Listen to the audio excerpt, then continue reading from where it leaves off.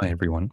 Today, I would like to share with you one of the biggest and most frequent and most damaging mistakes people make when they are in relationships with narcissists and toxic people.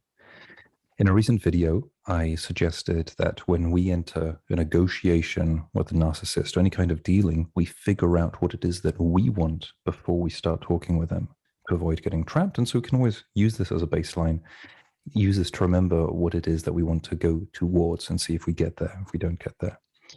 There's one massive mistake that people make when dealing with the narcissists related to the narcissists and the toxic people. And the mistake is the following. It's simply assuming that we know what the other person wants. We make this all the time. We assume that, for example, people in a family want to get along. We assume that two partners want the relationship to quote unquote work out, whatever that means. We have to define what working out means, because maybe both partners have a different definition. For one person, it's having a healthy relationship. For another person, it's making the other person miserable and seeing them suffer. We can assume this. We can assume that our friends want us to be happy and healthy. We can assume that our boss, our employer, wants the best for us.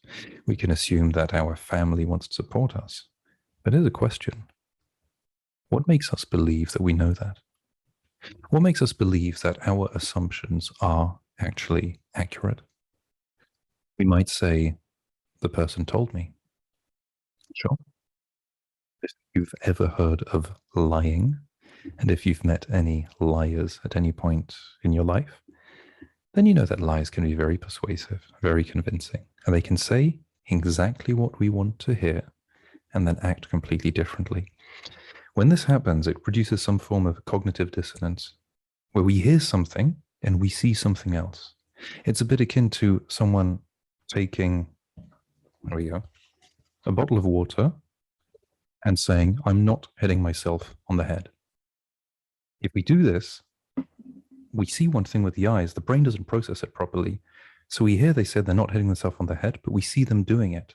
So we look for some form of explanation, when the facts are, when we observe without judgment, the person is hitting themselves on the head whilst simultaneously saying that they are not hitting themselves on the head. It's a bit absurd when we take a bottle because it's something that we see, something that's tangible. When it comes to people's motivations, people's aspirations, it's not something quite as tangible. So it's easier to be bluffed by this. And it's easier to assume that we know what the person wants because maybe it's what we want and we're projecting onto them the same intentions and motivations as we have. Maybe they told us it's what they want. But the real question is, are they acting like someone who wants what they say that they want? If someone says that they are tired of being unemployed and tired of having you provide for them, and they just really want to find a job, we can say, well, yeah, sure, that probably is the case. But the real question is, are you acting like someone who actually wants to find a job? And if you are, well, what does that look like? What does it look like really looking to find a job? How many CVs would you write? How would you go around it? What is your strategy to find a job? And it might be convincing, it might not be convincing. Then we can debate the strategy. But does it look like the person is actually putting any real tangible effort in that is going somewhere towards the goal to be getting a job? If they are, then maybe it's the wrong strategy. But then if you suggest something, they will be changing something. They might be optimizing something. And if you ask them, you've sent out 100 CVs, you've received no replies. What do you think is going wrong and what are you going to change? It might be uncomfortable as a question, but they'll go, yeah, I know you're right. I should change something. I don't know where to start, but definitely I got to change something. I'll come up with some suggestions, or you can ask them, what are the top 3 things you think you could change? You can even ask them to assess the level of credibility of their changes or the likelihood it's going to work. This also gives you an idea of, are they really serious about it? Or is it just talking? And if they come up with excuses why it won't work, don't assume that they actually want to find a job, because that's one way they suck people in. I need your help. I can't do it without you. I need you to do X, Y, Z, because I'm not going to do it because I can't really be bothered. So understand what it is that you assume, the assumptions you're making about them, why you're making them, and then compare. What is your assumption and what is the behavior like? The words, the intentions are not really helpful. It's the behavior that matters. What are you observing? And does it add up? If it does, then what results should you be seeing? And if it doesn't add up, then maybe the behaviors are what count.